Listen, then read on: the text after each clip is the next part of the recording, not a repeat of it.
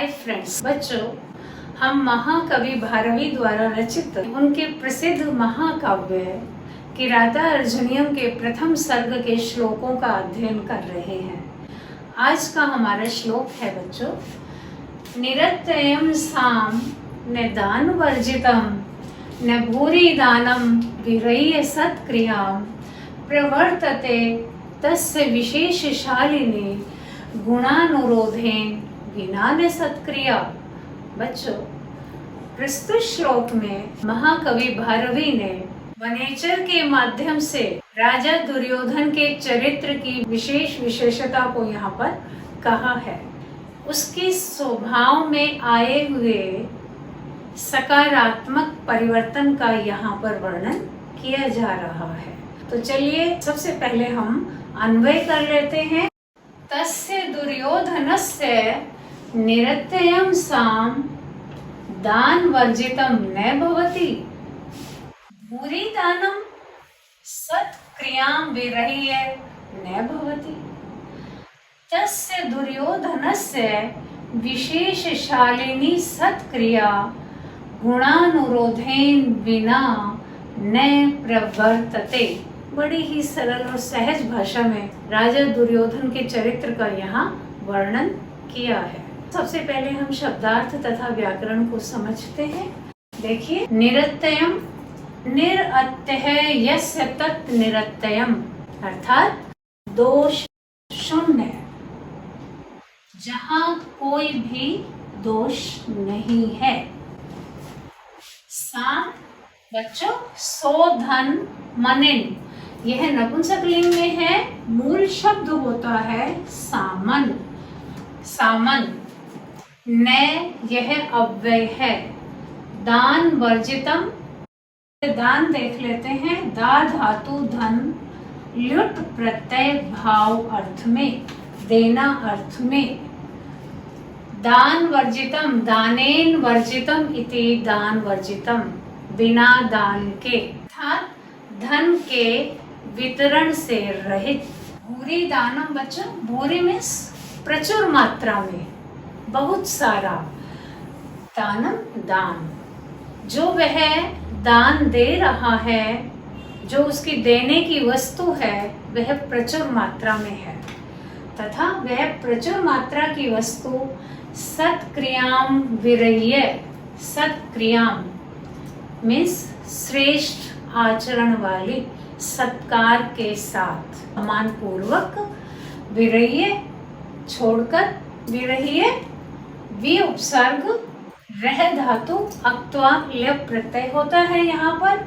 प्रवर्तते, प्र उपसर्ग वृत्त वर्त धातु प्रथम पुरुष लट लकार एक वचन। विशेषशालिनी सत्क्रिया, विशेषेण शालते इति सा विशेषशालिनी, प्रशंसनीय सत्क्रिया, सम्मान पूर्वक किया गया आचरण। गुणानुरोधेन, गुणानुरोधेन बिना न सत्क्रिया, गुणों के अनुरोध के बिना नहीं। बिना के योग में द्वितीय, तृतीय तथा पंचमी तीनों विभक्तियों का प्रयोग किया जा सकता है। यहाँ पर तृतीय विभक्ति का प्रयोग हुआ है।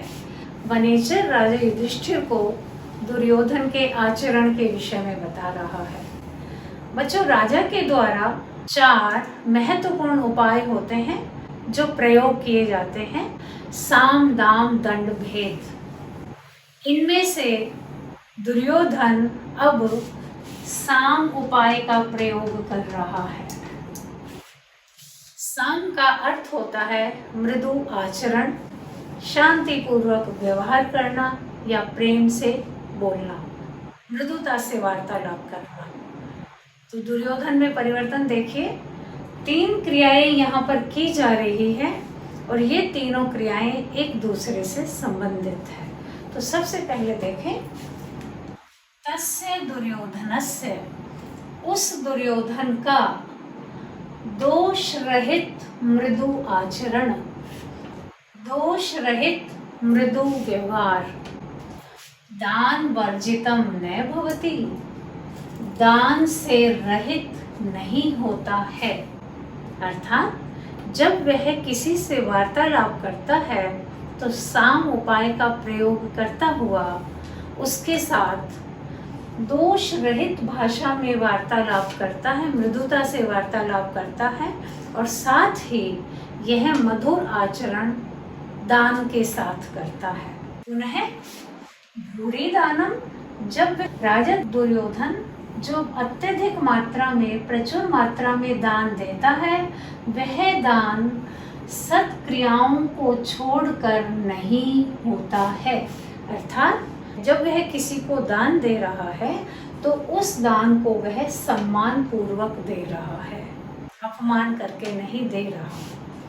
पुनः विशेष शालिनी सत्क्रिया, प्रशंसनीय सत्कार युक्त भाव या सम्मान वह गुणों के अनुरोध के बिना नहीं करता है। राजा दुर्योधन का दोष रहित मृदु आचरण दान के बिना नहीं होता है।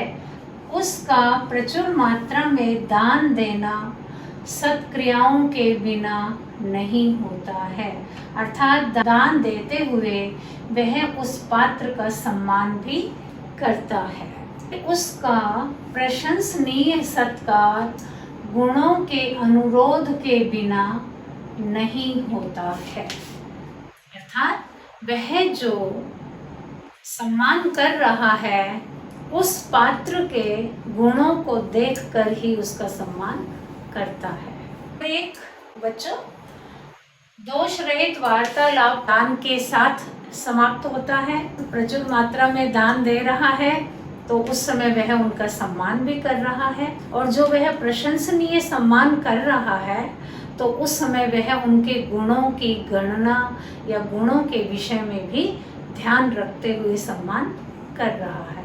तो इस प्रकार महाकवि भारवी ने राजा दुर्योधन के चरित्र के माध्यम से राजाओं के चरित्र की एक विशेषता को प्रकट किया है। तो बच्चों, शिक्षा तो यहाँ पर यही मिलती है कि हमें निष्कपट होकर के ही आचरण करना चाहिए। नेक्स्ट ट्यूटोरियल में हम इससे आगे का अध्ययन करेंगे। Thank you.